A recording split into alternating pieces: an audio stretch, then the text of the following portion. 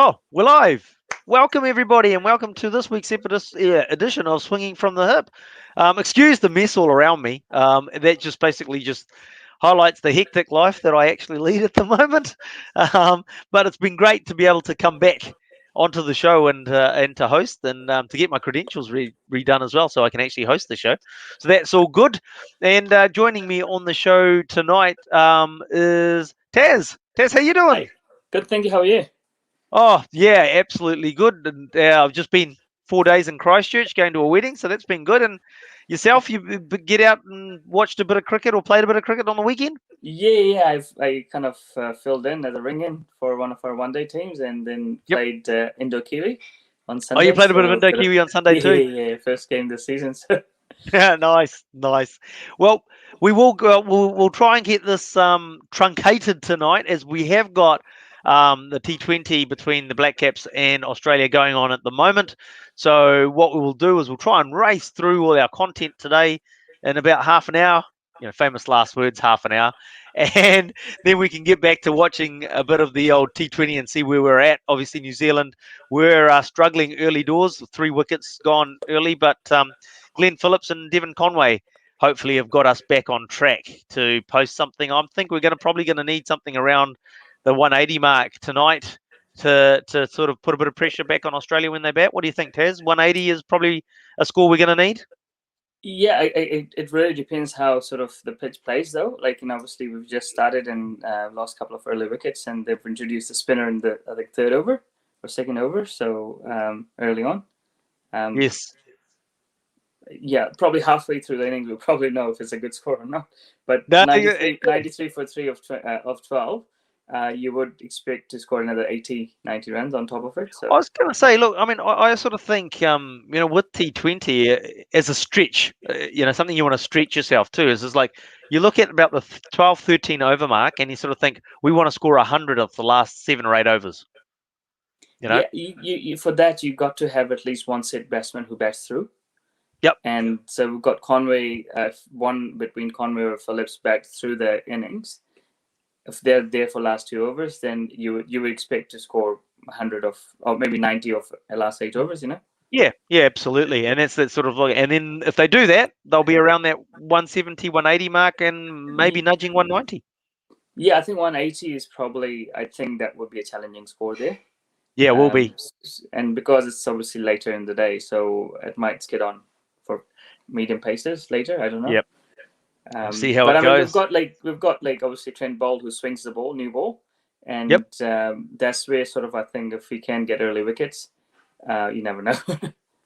Well, unfortunately, it looks like Phillips has just gone. He's skied one up and out cover, and looks like he's just been taken bowled by Stoinis, our friend Stoinis. He's picked up for 30. So, but Devon Conway's still there, and as you said, we want that one set batsman and everybody else to bat around him. So we do bat Yes. deep, and hopefully Devon Conway can stick in there to Yeah, help hopefully. set that score. Anywho, we'll move along, and as we say, we'll try and go through what's been happening this week in the world of cricket, and we've obviously there's been a bit of talk with the IPL, with the player auction going on, but the PSL has actually kicked off, and 3 matches have been played already in the PSL. We've got in the first match, actually it's gone and shrunk the names.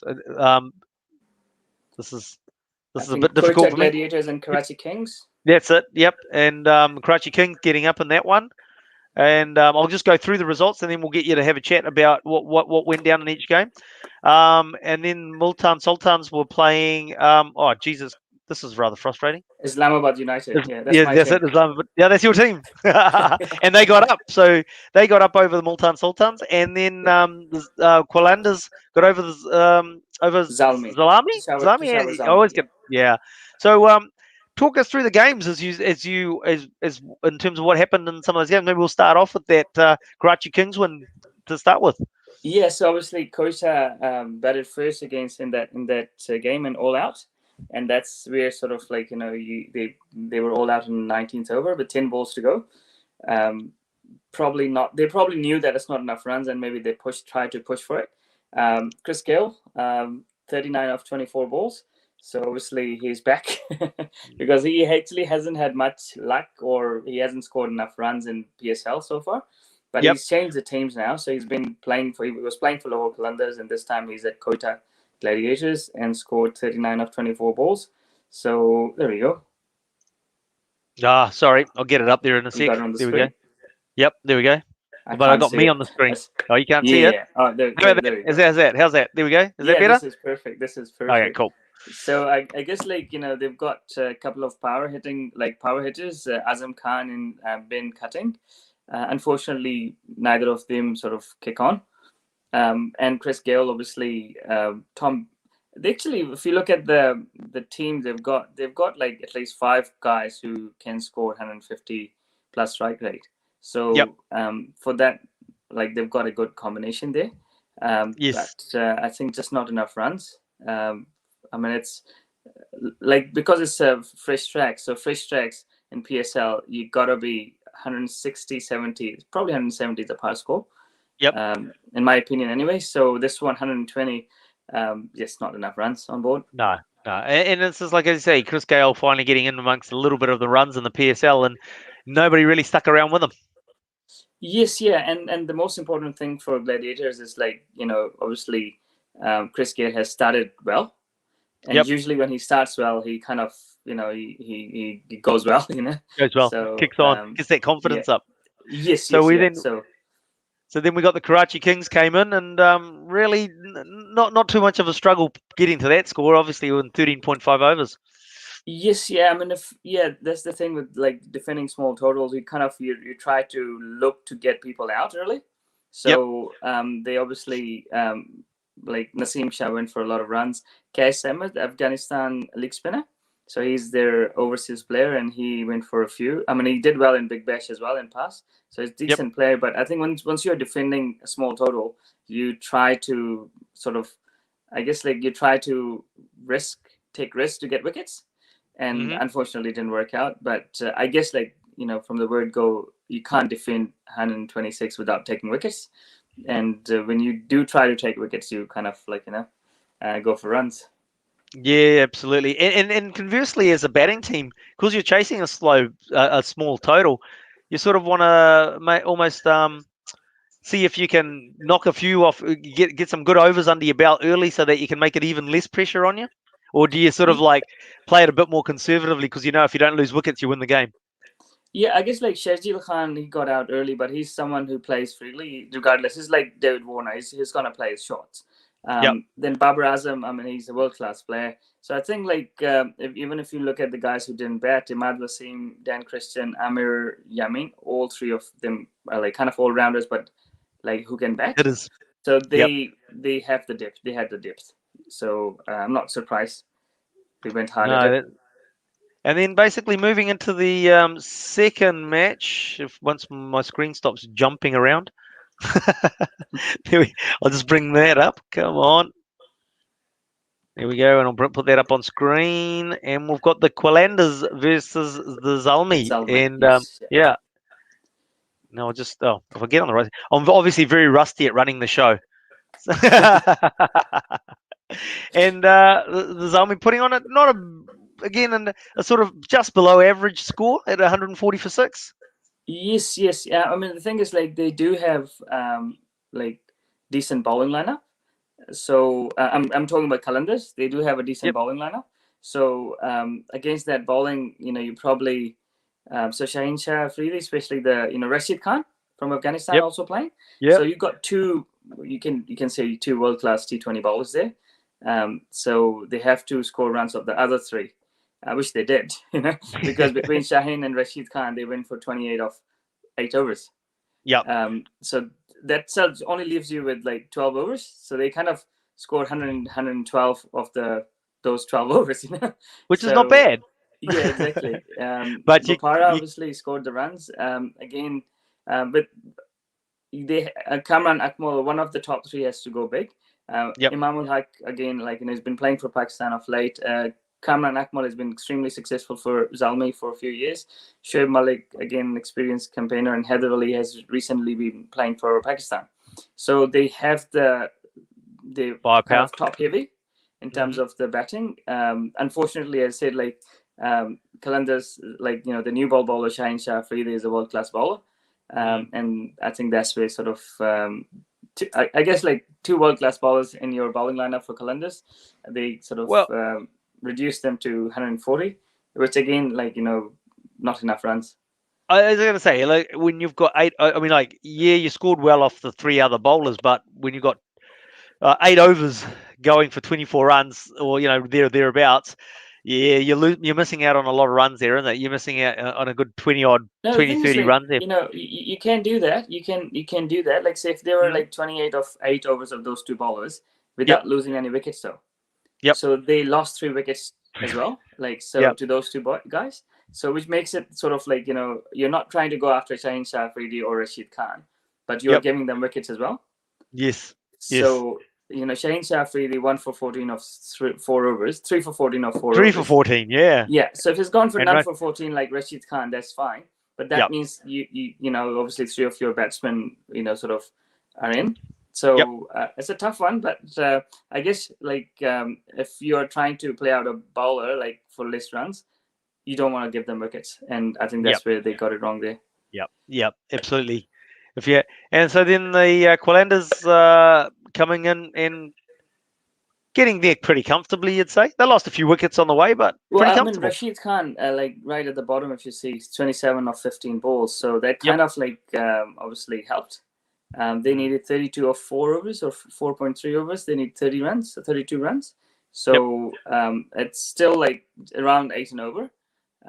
But this day and age, obviously, it's easily doable. And Mohammad Hafiz has been in good form all year round last year. Like he scored a lot of runs last year. I think he was the top scorer in T20s all around the world last year. So he just batted through, and he didn't really need to push it because Rashid Khan came and he just scored, I was going to say 27 of 15 balls. He really has just made sure that he's there's somebody at the other end, and it's they haven't got 2 fresh batsmen coming in or anything like that. He just held up that end and obviously rotated strike to give the someone like Rashid Khan the strike to be able to do the damage. Yes, yeah, exactly. I mean, at the top, if you see Fakhar Zaman, known to be a good, like he's a fast-scoring batsman. Unfortunately, he didn't score runs. Sohail Akhtar, their captain, is again a big hitter. So no one really got going, but they didn't have to. Like if someone like Hafiz backed through, and which he did, 140 again, not enough runs on board. Yep. And that's what we're hoping Devon Conway does too, bats through. Anyway, that's a digressing there. Look, I'm thinking it's not fair that Rashid Khan is so good with the ball and then comes in and hits the ball around the field as well. Well, the thing is with him, I don't know if you've seen him bat lately, but he's kind of like developed. He hits in strange areas, like he's unorthodox the way he's unorthodox. He's hugely unorthodox. Yeah, so you can't really set a field for him, And like the last hit he hit outside off slow ball and hit. I think he hit it off wide mid wicket for 6. Yep. And it's like almost a wide ball outside off. And he still manages to do that. So I guess like it's hard to set fields for someone like him. And he just played his role. Like, he had to score quick runs, which he did. Almost what the game's inventing these days, isn't it? The batsmen that don't play orthodox shots that can just get it into strange parts of the field, and then you can't set a field for it. And as a supporter, you pull your hair out going, what are you doing? Set the field properly. So we move along from that, and we go to our third match that's been played so far. And there we go there. Again, the old Sultan's getting up to 150 for 8. Starting to get there, but still slightly below par. Yes, yeah. I mean, I'm surprised, or I might not know the information about the team selections, but they actually have 3 leg spinners. So Shahid Afridi, Imran Tahir from South Africa, and Usman Khadir, who's recently played for Pakistan and did well against South Africa. So they actually picked up 3 leg spinners. And they only played 1. So okay. So I think they're probably a little bowling light because Shahid Afridi and Sohail Tanvir, seasoned campaigners, great bowlers, awesome. But like there's not, Carlos Brathwaite is an all-rounder, so it's kind of they probably lack the depth in the bowling, in my opinion, anyways. Sure. So you either have to have you have to have like at least if you're playing, if pick 3 leg spinners, you should play at least 2 of them, and T20 cricket. And Imran Tahir has been like in past world #1 bowler. So I'm not sure if he is not there yet, or he's just been left out. But Chris Lynn obviously didn't get a start, which we hope he would down the line. Rizwan, the keeper and captain now, is a newly appointed captain of Multan Sultans. He's been in supreme form. Like, he did score runs in New Zealand, and he's scoring runs over there against South Africa, and then now in PSL. So he obviously gave them a really good start. Your big hitters didn't really sort of shade the freely. I don't know how many balls he had to, he got a chance to bat. He got out on first ball. First ball, Carlos Braithwaite, Khushdil Shah, again known for a good finisher. So possibly they missed out on good 15 runs, and in the end, probably that was the difference. And you're right. And then you look at that. I mean, their internationals and their batting lineup at the top: Chris Lynn, James Vincent, Riley Rousseau. They want to get more out of those guys, even though Riley Rousseau got 25, but you probably want him to go on, don't you? Get that sort of like 50+ score out of that top 3. You got Rizwan at the top to help him out. Yeah, no, fair call. I think that's spot on. And so then your team came through. Oh, well, I guess tell us about your team. They made a sort of hard job of it. But Alex Hale, again, like a world-class player. Shadab Khan, in my opinion, batting a bit higher than he should, but he's improved his batting a lot. Power hitter Asif Ali, and Iftikhar Ahmed didn't do obviously any good. 9 and 1. Gregory, he's a bit of a surprise. I mean, he's obviously seasoned campaigner, so 49 of 31, and I think they finished strong. Fahim Ashraf has been in good form of late. So he just carried on with his form. But if you look at the team, they've got a lot of current internationals.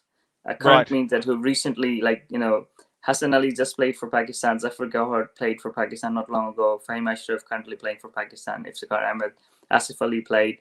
So they probably got even the Pakistani guys they've got. All of them have played international cricket, apart from Mohammad Wasim at the bottom, in last 6 months. So that helps, You've got a good experienced squad. That's especially when they've had some international experience as well.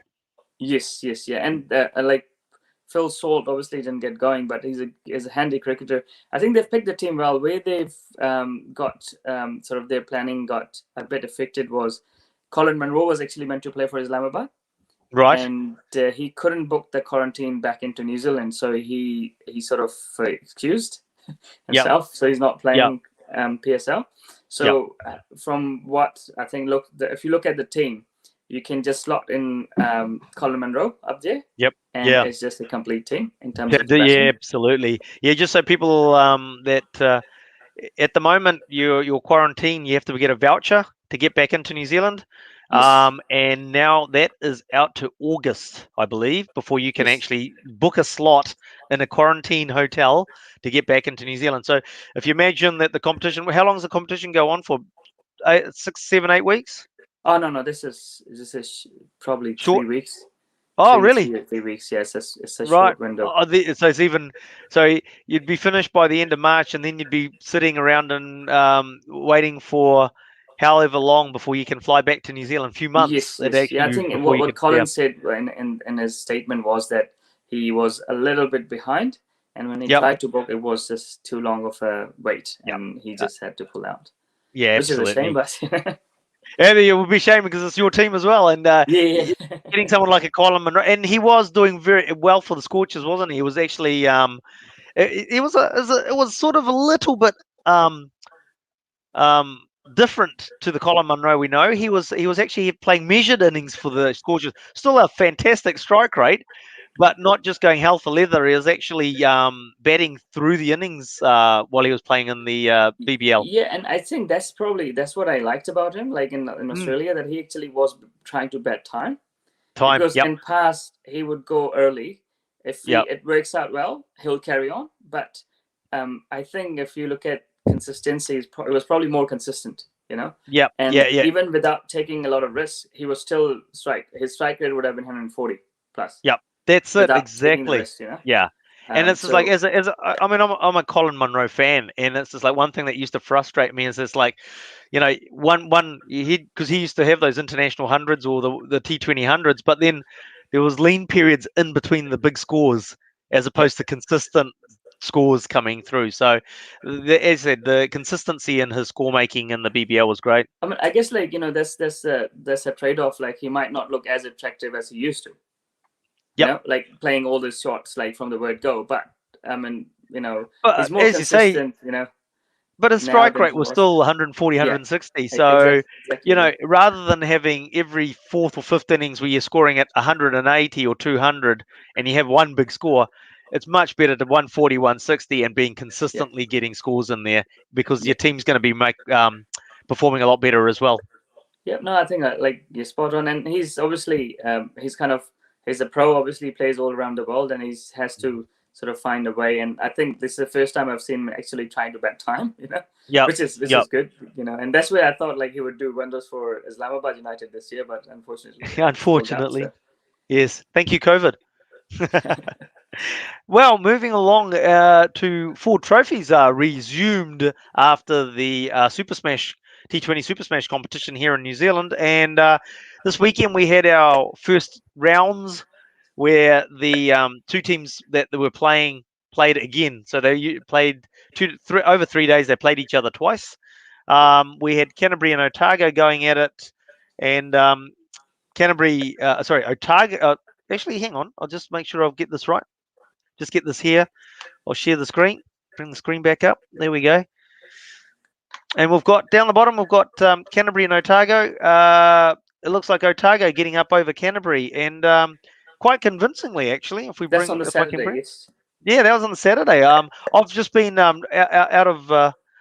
I've been away at a wedding, so I haven't kept up with all the happenings in the of what's been going on in the Ford Trophy. But we can see here, Canterbury got bowled out in the first innings for 271 in the final over, and no one. Tom Latham getting a good score of 63, but no one really going on. And if they had have held some wickets in hand, probably would have scored over 300.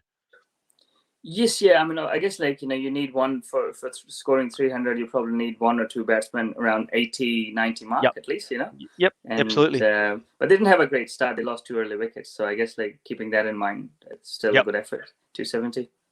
Yes, and then basically Otago coming along and all out for 217. Or yeah, they were Yes. all out for Yep. Yep. 217. Yep. So they collapsed after Neil Broom and Anaru Kitchen, who got a good partnership together, and then the rest of them folded. Yeah, I guess like they probably got out not. Yeah, I mean, just not at the right time.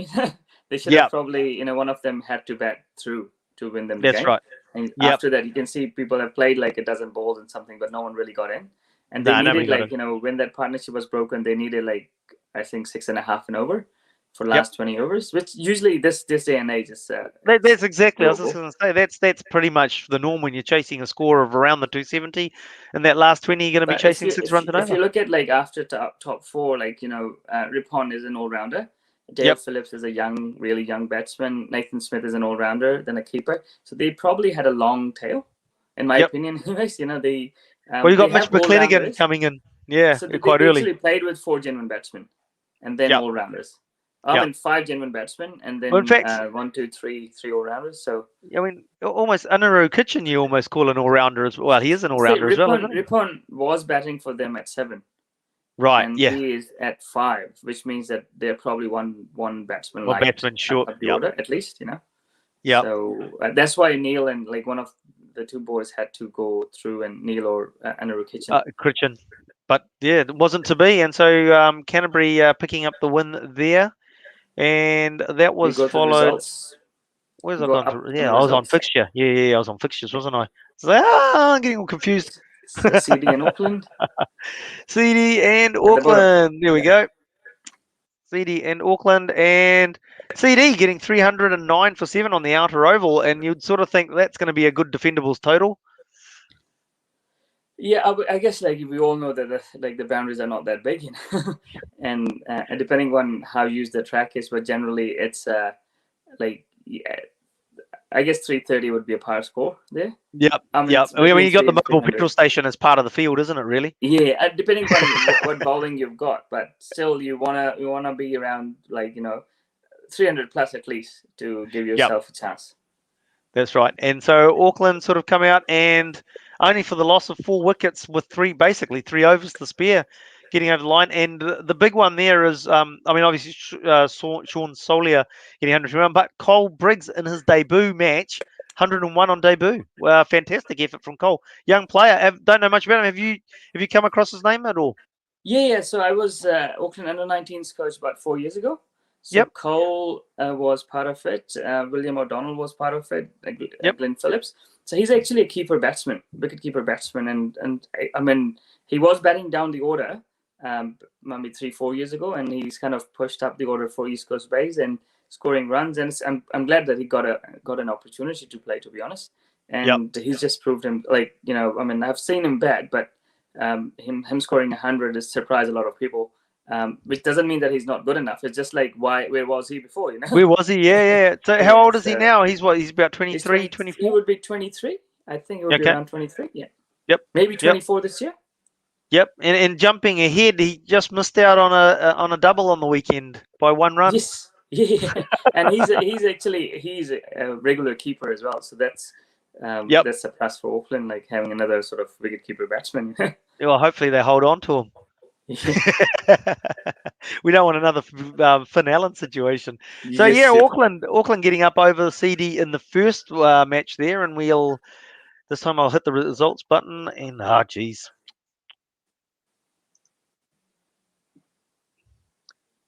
I should have rebooted my computer before I started this evening.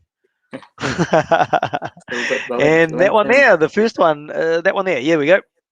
ND and Wellington. ND probably, not probably, definitely a below par score at 205 off, and not quite batting up there, 50 overs. And again, apart from Jeet, it's great to see Jeet Raval amongst the runs there after his move down to Northern. But and Colin also moving down the motorway to Northern as well. So 2 ex-Aucklanders helping out the Northern, but not too much else there. Yes, yeah. I mean, I guess it would be because Jeet's someone if he gets a big score, usually it's runnable. So Yep. I assume that track might be slow, or there might be some. The pitch might not be as good as others, say usually Eden Park Outer Oval, because Jeet, if you see, whenever he scores big in one-day cricket, usually it's runnable. Yeah. So if he's his strike rate is 77, which means that probably on the slower side. Yep. Or probably on the slower side, I would say. So on a slow day, you probably look to score around 240, 250 and try to defend it. Yep. Because absolutely. no one else really got. I mean, Colin de Grandhomme obviously scored quick runs as he does. But if you look around, again, Katani Clark, actually he's a stroke maker. He scores quick runs, but 20 of 38 balls, again, like a surprise. So it probably would have been a slower day.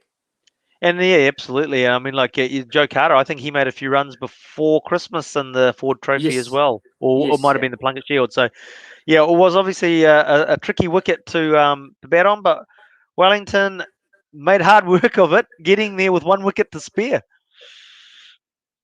And they were in trouble early. Yeah. So I guess I think Wellington spinners took the wickets as well, but for I think Walker is a spinner, but rest of the wickets are taken by the medium pacers or fast bowlers. Phil Annan obviously got early by Kugelline, which is obviously didn't help. They don't have Conway anymore. Obviously he's playing for Black Caps, so that doesn't help because Wellington's batting to be honest, apart from Finn Allen, who scored runs in T20s. But usually it's a Conway scoring runs every single game, Yes, and there's people bat around him. And bat around him. Yeah, absolutely. So without him, they still managed to sort of get through the total, which was because Colson, new name, he has been playing but not as regularly. Nope. So 2 new guys, almost relatively new guys, have scored runs for them. Because Bracewell is there, Tom Blundell is there for a while. So if you look at the names who've scored runs, relatively new, and good to see that. Bracewell was the T20 captain, wasn't he? Because I've noticed that Troy Johnson's down as the captain for the 50 over matches. One base, yes, that's right, yeah. And then the other thing that stands out, obviously, Chris Kugelheim, Scott Kugelheim, Yeah. not his dad, giving Northern a chance there, picking up 3 wickets at the top of the innings. Yes, yes, yeah, and Verma as well. Obviously, he took one as Verma as well. well, yeah. So So they're like 3 for not many, but 3 good for not many partnership at all. there. Yeah, good And partnership then there. And basically going back to, so we're going through, and then there was, I'll make sure I get back to results again. And then the return, I'm just making sure I'm on the return. Yeah, there's the return. And obviously on the same pitch again. And this time roles reversed. Wellington batted first and rolled in the 47th over for 188. So obviously that pitch was a difficult pitch to bat on. And Northern struggled through to 171 all out. So they weren't able to, even with chasing only a score of 188, weren't able to get there. And Jeet Raval, again, top scoring for them with 37, though, only this time. yes, and if it's a contrast between the two teams. If you look at the wickets, so obviously there's a run out of 10 wickets for Northern, Yep. but out of the 9 wickets, 5 were taken by the spinners. Yes. And so obviously they played a couple of part-time spinners, and like one Young Husband is a general league spinner, and then Yep. Jacob Holla is a part-timer. Michael Bracewell obviously is ball 10 over, so he's more than a part-timer, but like they played 3 spinners. If you Yep. go up in the Northerns, so they have Jeet Rawal is like, he's under A ball, real but he's like, part-timer. yeah. But Joe Walker is the only spinner, so they kind of, Northerns were fast bowler heavy, and Yep. the fast bowler took the wickets, which is good. But the thing is, on a slow day, your spinners kind of, you have an advantage with spinners, and they only played one spinner, so probably And it's that's where they got. surprising. It is a bit surprising, isn't it? Because Northern do have some good spinners amongst their squad. So the fact that they didn't actually. I don't know. It might have been an away tour, and they've announced their squad, and Actually, they let's take it 12 take. players. Yeah, sure. And Actually, let's have a look. they obviously unexpectedly they don't know that sort of what the track will be like. So I think it is in Wellington now. So it says Was it on? 22nd match. Oh, there we go. Basin Reserve. Yeah, it's in the basin. Yes, yeah. So I was not knowing what the track will be like, and Wellington knowing what the track will be like, because or the fact is that they can call anybody in, can't they? Yeah, Northern District's got free scoring players. So on a slow deck, Wellington had a better chance. Yeah, and fair call, they won both the games. Well, hometown advantage. That's what that's all about, isn't it? So then moving on to Otago Canterbury in the rematch there. And again, Otago batting first this time and getting 263 for 9. Probably happier with that score than they were in the first innings, first game that they played. Yeah, so obviously they were chasing in the first game, and they batted first in the second one, which kind of helps in a way that they can sort of set a target and then bowl to it. With Nick Kelly, again, Auckland, ex-one used to be in Auckland, fast-scoring player. Neil Broom got a start, and Rippon, all-rounder, he scored 70 odd. So I think like they put together a decent enough total that they can defend. Bowling wise, obviously Matt Henry with 3, and Todd Astle is playing. So they played with 2 spinners. So I guess, but both went for some runs. Yeah, they definitely went for some runs. Yeah. And then Canterbury basically sort of no one really. There's quite a few starts there, but nobody really going on. As we talked about before, when you're trying to get to those high scores around 270, 300, you want somebody to go on and score 80 odd, and nobody did that. I mean, like if you look at like from the top, like Henry Nichols faced 50 balls. Like international players generally in domestic cricket, when they come down, when they bat, they probably bat through, or they try to bat longer. So and that run I a guess ball. I mean, not like what I'm trying to say is like if they face 50 balls, they're in. Yes. So they probably look to go and score quick runs. So I don't know if it's the scoreboard pressure or it's just good bowling. Good, yeah. So we look at the bowlers there because I've got we got Mitch McClenaghan coming in there for Otago now as well. Yeah, economical. Very economical. Like 3.5. Interesting. He didn't end up bowling out, but obviously because Canterbury didn't end up finishing, so he would have been looking. They would have been looking to bowl that last over. Last over, yes, But yeah. yeah, Michael Ray also very economical there. So they came on as change bowlers and put the brakes on. Yes, yeah, and Jacob Duffy has got that he's got knack of taking wickets, you know. Yeah. So he obviously the 3 wickets and probably at the right time as well because Sean Davey was hit when he got them out. So I think within theirs, I mean, with Mitchell playing for them, they Hmm. probably got enough experience Yep. as a bowling unit, and Aaron Yep. Kitchen more than a part-time spinner. Even More than a Rippon, who's a part-time. Yep. regular bowler, probably Yep. didn't only bowl 5. So I think they got the right mix for the bowlers. If they've I got was going runs to on say board, that they should be able to defend it. that's a pretty experienced bowling line. I mean, when you got Duffy, McClenaghan, Rippon, and Kitchen, Kitchen, yes. and then the guys coming around that. So, and then moving on to that final match that was played over the weekend, the repeat. Oh, Jesus, done it again.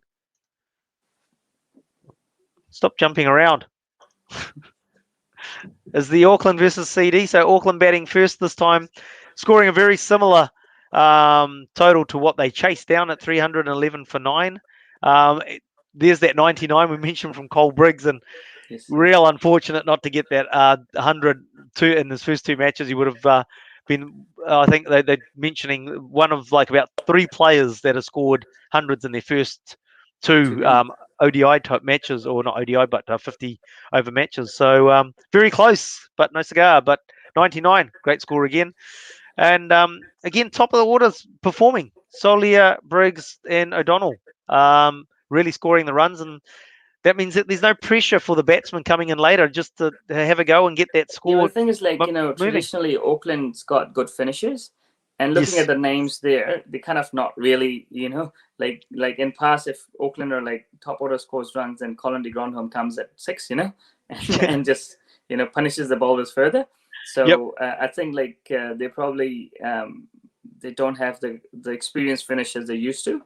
Yes. So top score had to score runs, and they delivered when It really they delivered. had to. So, Yeah, you've got Somerville coming in pretty early there, isn't it? I mean, yes, yeah. Somerville's a good batter, but I still, mean, in terms of Ryan yep, Harrison, good young all rounder. But yep, that's what I'm saying. But they don't have the they used to have the depth, in terms yep, of power hitting. So if you and got a good start, then you need good finish. yeah, So and interesting one there. Ben Horn obviously maybe picked up an injury or something because Andrew Morrison coming in and keeping wickets.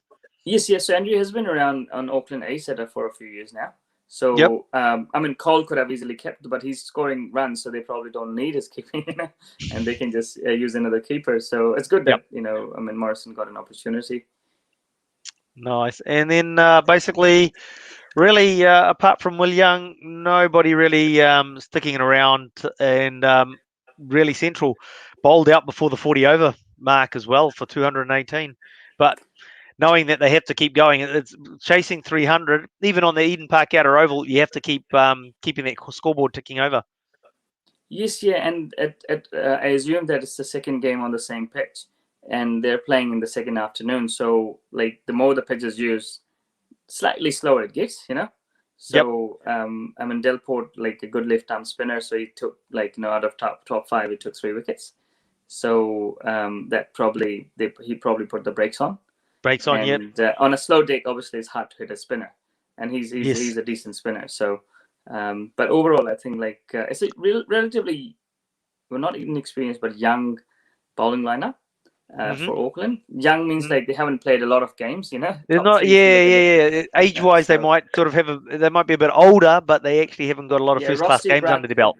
Ross Ibrak was one of the under-19 boys in my team 3 years ago, four Yep. years ago, with Cole Okay. Briggs and these guys. So he's obviously would have been 23, but Yep. he's only been playing since last year for Auckland, so he hasn't played a lot. So I Yep. think overall, apart from Will Somerville and Sean Solia, rest or Ben Liss has played a few actually. So they've Yep. got a good mix of young and old guys, but good to see them defending the total.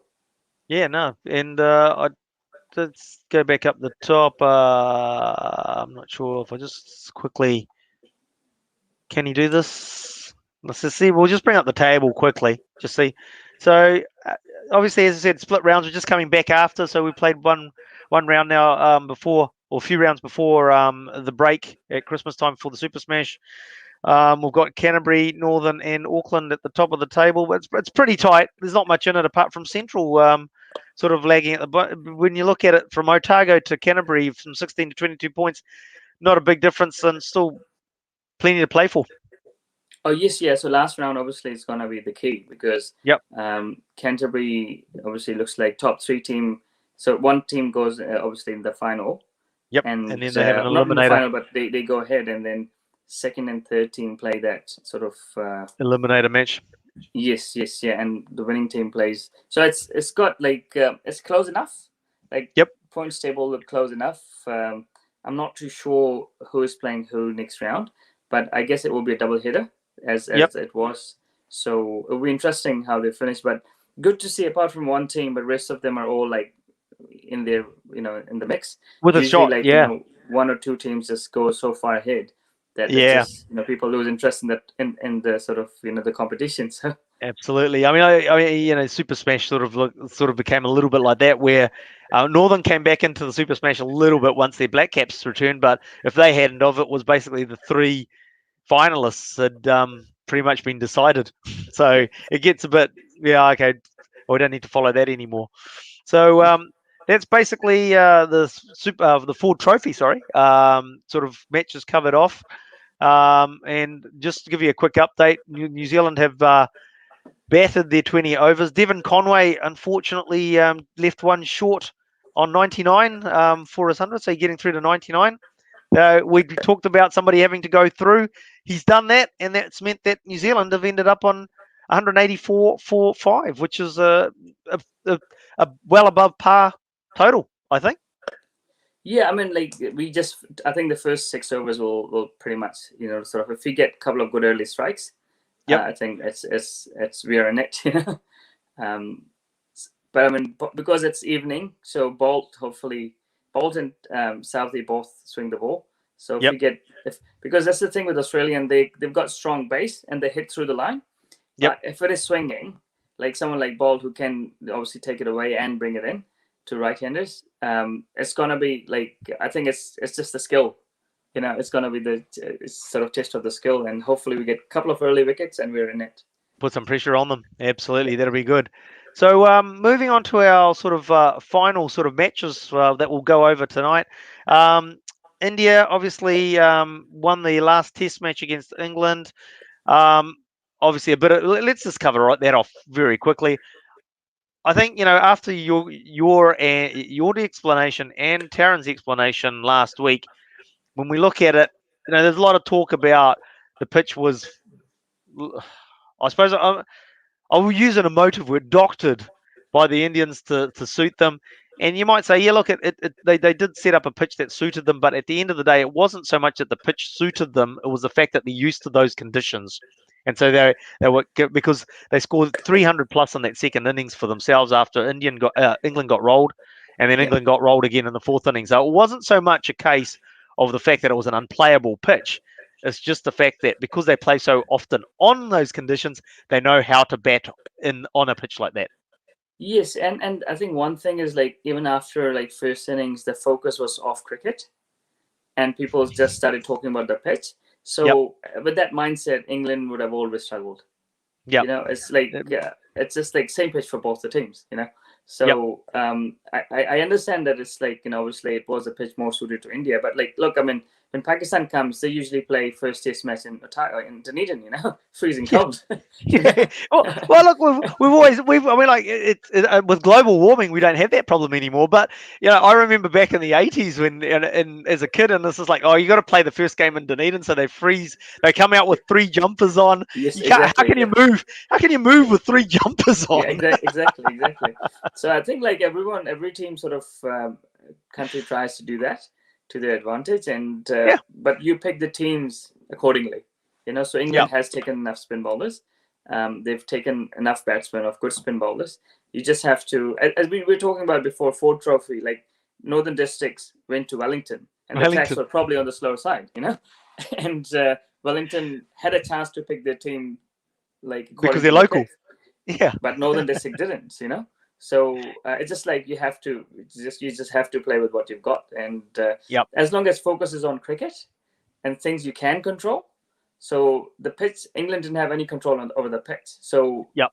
the less they worry about it, the better it is. I mean, like and the thing is that, like, really, as you've alluded to it, the reality is that England's focus became about how they'd been undone by an unfair pitch, as Yeah. opposed to focusing on how to bat on that pitch. And I remember a good example of that is when the Black Caps went to Sri Lanka, and Ian Fleming, no, not the Bond guy, Stephen Fleming, scored his 277, and Yes. they worked out a plan on how to play Murali in Sri Lanka, and that was basically to sweep the ball, and Yes. they set themselves up to do that. So realistically, it's bad planning on England's behalf. They knew that they were going to come up on a pitch like this at some stage, if not Yeah. early on. They should have been planning and getting ready to play on a pitch like that, Yes, and with a and look, I strategy. mean, England has taken a spin bowling coach as well, and Jitin Patel. Yeah, So I guess like they've got, it's just like their bowlers are not experienced enough. You know, I mean, Moeen Ali bowled well. I mean, he went for runs, but he took 9 wickets, 8 or 9 wickets. But he's gone now. So can you look? I don't understand. I read so okay. So the match is over, and there were some comments around Moeen Ali, and how he hasn't been. Something's gone down. I don't know what's going. Do you know what's happened there? I mean, what's the story? so Why is he on his way home? what England is doing is like they're doing a rotation policy, Right. and they are at the discretion of players and board, like so it was decided beforehand that Moyne will be leaving after this test match. So it wasn't like a news, it was basically Mm. that was going to happen. So Yep. he actually came when he came to India, he had corona virus, so he had to, or Sri Lanka, so he had to be quarantined for 15 days, and he was supposed to play this test match and leave. So that's what he did. So I don't think it was any change of plans. It was things going as planned. I mean, they rested Butler after the first test match. So I think it was all planned how it is. But for some reason, obviously, Joe Root looked frustrated because he really wanted Moyne to stay. And rightly Well, so. Joe Root's frustrated. Moeen Ali's frustrated. He obviously didn't want to go home. Yeah, Well, I'm my not really sure impressions. if I could that's be the wrong. I case. could be No, no, wrong. I Yeah. don't think that's the case. He wanted to go home because he obviously he obviously had coronavirus on the tour, and then I mean, like once when you're leaving after a certain game, you just you plan that way. Yep. But I mean, if he wanted to stay, I'm sure he would have stayed. Yeah. Sure. So I think it's just he carried on with the original plan, So which going is back to sort of rotation, then. I mean, like, I mean, I know. Ironically, I host the cricket show, but I actually know more about another sport, and I hate the rotation that they do in the other sport.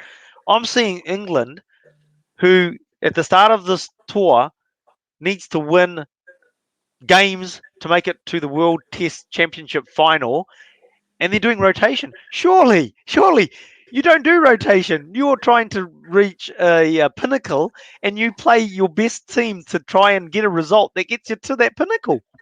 Yeah, I think like this year is a bit different though. Like with obviously COVID and all that stuff, Mhm. and there's a lot happening in players' lives. It's not the same as usually is. Sure. They always had the rotation policy, but this year because they're away from their families, quarantined, and they're Quarantine paid extends professionals, things out. but it's for their mental health, and I think the focus has been on like welfare of the players. They Yep. kind of planned it that way. I understand why they're resting fast bowlers in India, like Yep. rotating I fast can bowlers, understand which that. is I can. Yep. yeah. Why they're rotating spinners or even keepers or batsmen is beyond my understanding. But I see that they were on tour to Sri Lanka before they went to India, Yes. so Yep. it's a long like time away from the family. And I mean, Joe Sure. Root played all the games, so I think they're still sort of trying to keep the nucleus of the team while they're rotating the players. Yep. Okay. Well, that brings us on to the next tour game. I'll just that's going to be played in Ahmedabad in starting in a couple of days. Day nighter.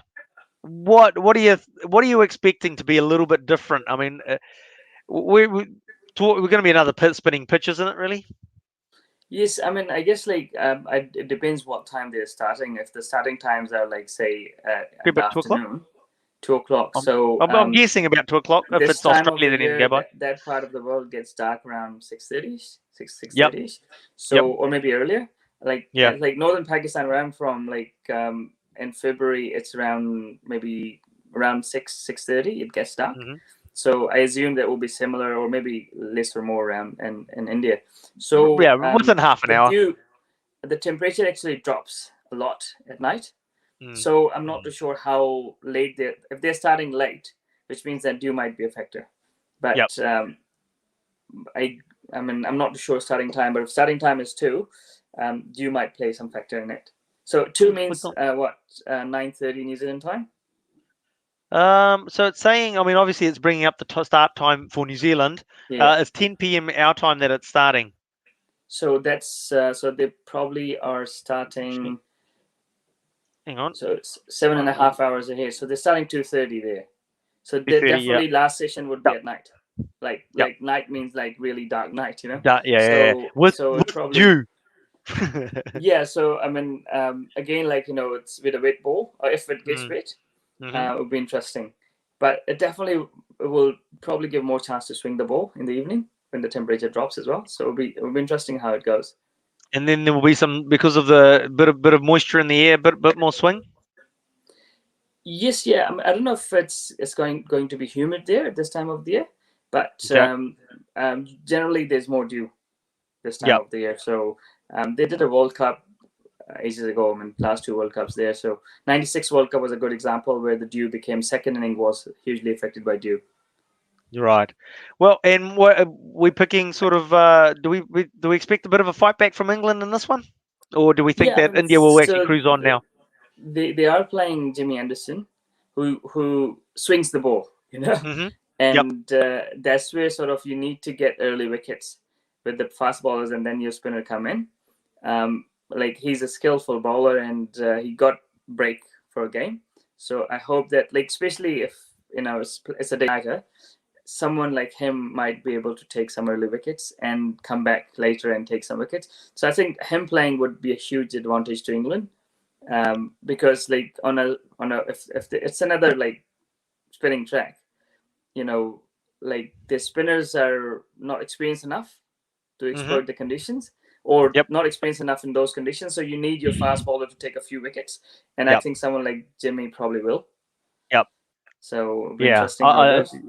It'll be interesting. Because Rohit Sharma is, I mean, he's a great batsman, but against a red moving ball, you've got a chance. You've got a chance to get him out early. And I think who else? I mean, Jimmy Anderson is probably the best guy to do it. So. Oh, look, you look at that first test when he was basically bringing it back a long way from outside off, and you say you take a Rohit Sharma, who's with the way that he plays and the shots that he does play, there is that gap between bat and pad. Yes, yeah, and as like a swing bowler would probably can get him out early, because he's someone who, if he bats, he just bats so well, So if you don't get him out early, you sort of, he's kind of like who scores quick runs as well. So, I mean, if Jimmy Anderson gets him early, that means that your colleagues and other guys are in early with a new ball. That will be interesting. No, absolutely. And the toss is quite vital in India, it's been like both the games, the team won the toss, won the game. Won the game. So we call the game off as soon as I've done the toss and just say award the game. No, so we look forward to that. That, as I said, starting in 2 days' time. And just before we wrap it up, as we expected, I was trying to get the show done in half an hour. It was never going to happen, was it? But we'll try and get it done before the second inning starts for Australia. Just to wrap it up, the show, Kyle Jamieson, great to see the recognition. Effectively, that's what it is. The recognition for him and what he's achieved in the year, and to be picked and to basically, was it $2.8 million New Zealand that he'll get paid if he plays every single game, every single minute, which we know won't happen. So, but at the end of the day, that's the value that's been put on him, and well deserved. Oh, I guess so. I mean, he has a phenomenal last 12 months. Like, if you look at every format he's played, he's just done so well. And he did well against India as well, so that helps, Overall, I think he's been the find for New Zealand, I mean, since he sort of came onto the scene. Because, not, never had a reputation. But he sort of consistently scored. I mean, obviously took wickets, and he's actually quite handy bat too. Oh, he's a very handy bat, isn't he? Very handy bat. Yeah. So I think it's a good package. I was still surprised that he's gone that for as price. many. Yeah, because it's just not that. It's just like he hasn't played cricket there.